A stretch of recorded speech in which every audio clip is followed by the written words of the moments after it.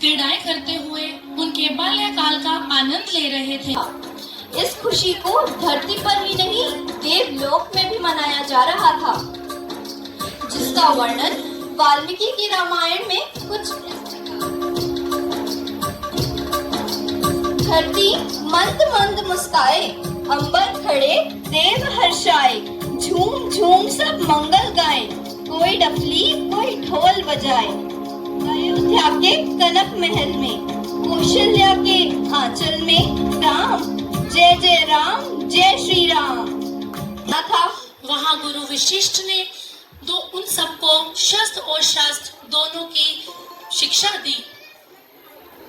इसके लिए राजा दशरथ ने वशिष्ठ को बुलाया और अपने पुत्रों को उनके साथ भेजा।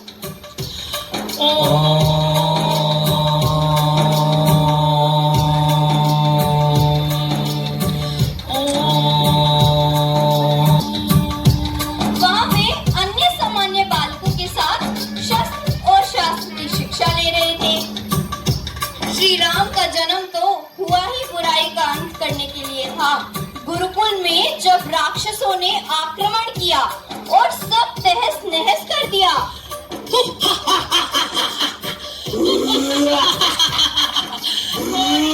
नहीं बचेगा।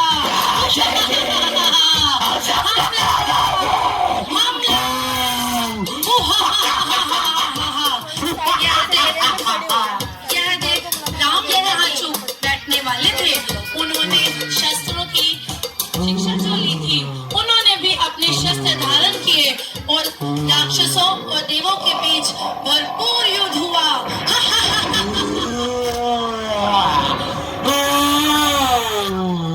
इस बीच श्री राम ने बड़े ही पराक्रम से राक्षसों का मुकाबला किया और सभी राक्षस वहीं पर गिर गए।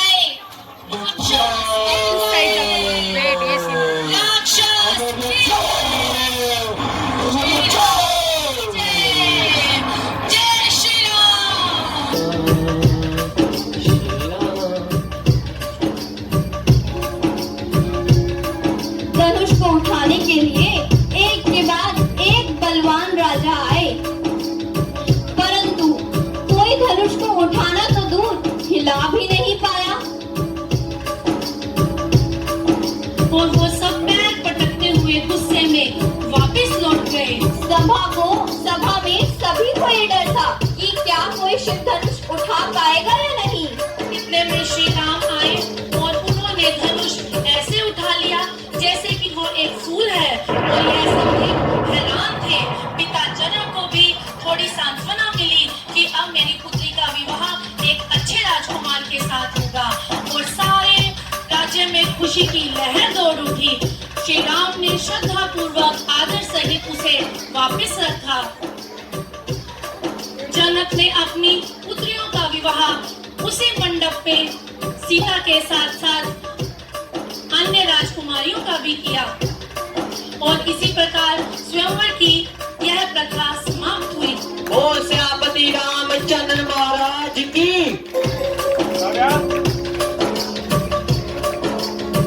फिर राजा दशरथ अपने पुत्रों व पुत्रवधू कैकेयी को श्री राम के विरुद्ध भड़काया।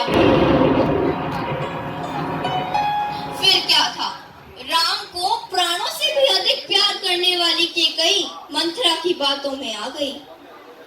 रानी कैकेयी मंथरा की बातों में आकर याद करती है कि उन्हें राजा दशरथ से अपने 2 वचन मांगने हैं। यह कह मंथरा वापस चली गई और कैकेयी अपने को भवन में जा पहुंची।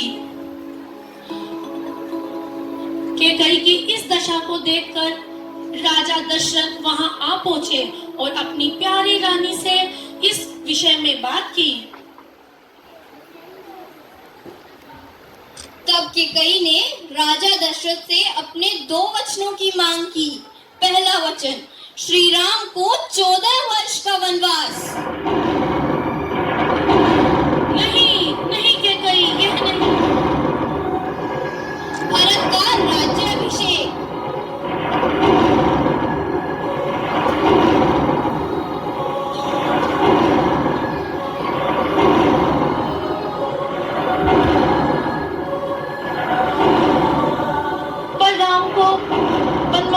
भेजो के कई, परंतु कैकेयी ने तो किसी की नहीं सुनी। यह सब दुख राजा बर्दाश्त नहीं कर पाए और वह मूर्छित होकर वहीं धरती पर गिर गए। राजा दशरथ ने कैकेयी को बहुत मनाया, पर वह किसकी सुनने वाली थी।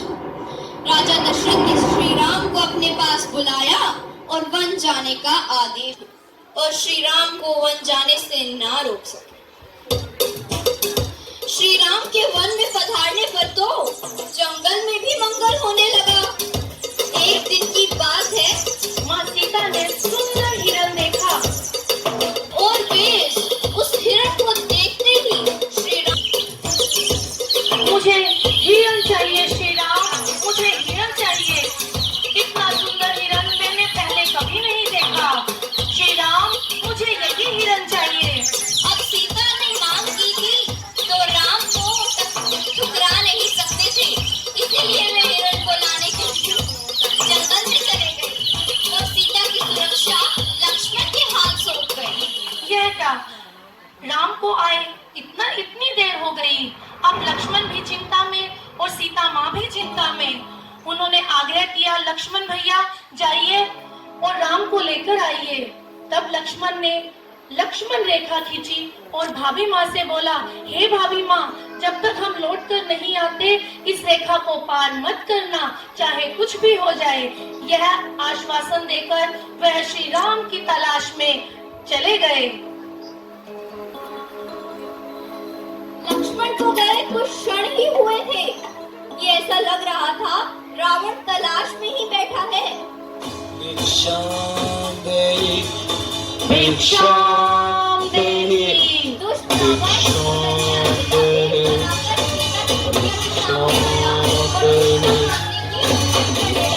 माँ सीता उसे द्वार से ही भिक्षा देना चाहती थी, पर कपटी रावण ने स्वीकार नहीं किया। उसने कहा, हे आप मुझे भिक्षा देना ही चाहते हो तो रेखा से बाहर आकर दो। बोली सीता माँ रेखा के बाहर आई और तभी छली रावण ने उसे हर लिया और इस प्रकार रावण ने माता सीता का हरण किया। सीता रोती रही, बिलखती रही, कोई मदद के लिए नहीं आया। नहीं, जटायु ने सीता हरण देखा और वो माँ सीता को बचाने के लिए आया, पर रावण के आगे नहीं चली। उसने जटायु को मार गिराया और जटायु तड़पता हुआ गिर गया। जटायु तड़पता हुआ गिर गया। जटायु तड़पता हुआ गिर गया और इस प्रकार सीता हर ली गई।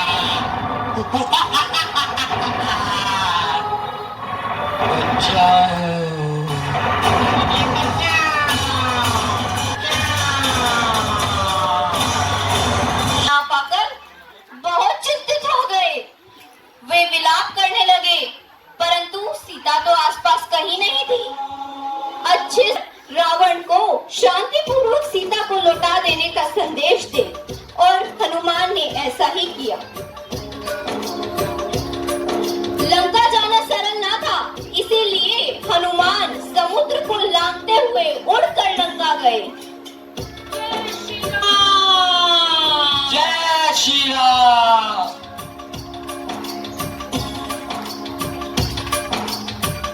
बार बार आग्रह करने पर भी रावण ना माना तो हनुमान भी कहाँ चुप बैठने वाले थे। उन्होंने लंका ही जला डाली और इस प्रकार लंका का दहन निश्चित हुआ।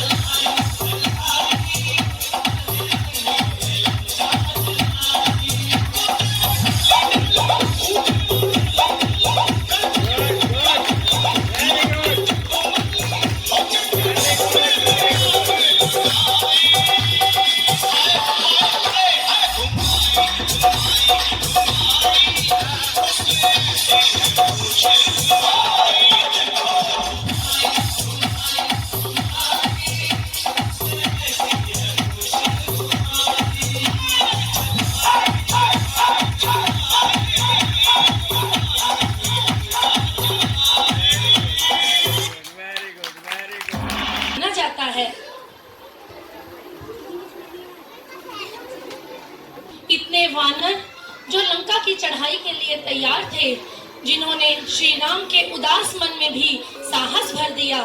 कहना ही क्या था वानर सेना के हर्ष उल्लास और उनकी उम्मीदों का। जय श्री राम, जय श्री राम, जय श्री राम, जय श्री राम, जय श्री राम। जय श्री राम। हर हर महादेव, हर हर महादेव। जय भवानी, जय भवानी, जय भवानी, जय भवानी। पापियों के नाश को, पापियों के नाश को, धर्म के प्रकाश को, धर्म के प्रकाश को, पापियों के नाश को, धर्म के प्रकाश को, राम जी की सेना चली। राम नाम के पत्थर तैयार है और सबने पत्थर रखकर सेतु बना लिया। पत्थर रखकर सेतु बना लिया। कितना विशाल पुल, कितना विशाल पुल, कितनी बड़ी वानर सेना के साथ श्री राम लक्ष्मण लंका की चढ़ाई के लिए तैयार थे और उन्होंने इस समय विशाल समुद्र पार कर लंका चले गए। माँ सीता के राज को पूरा करने श्री राम लक्ष्मण अपनी वानर सेना के साथ लंका पहुंचे। जय श्री राम, जय श्री राम, जय श्री राम, जय श्री राम, जय श्री राम, जय श्री राम। जय श्री राम। राम के इस प्रकार धरती से राक्षसों का विनाश हुआ।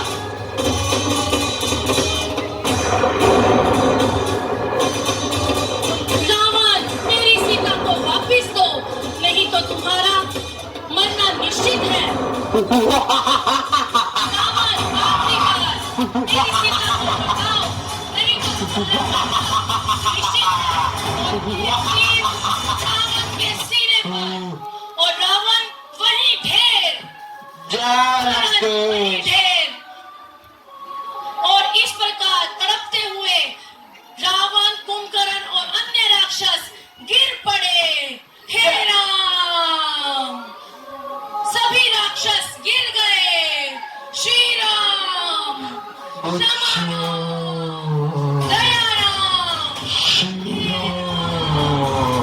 राम, हे राम, मोक्ष राम, मोक्ष राम, हे राम।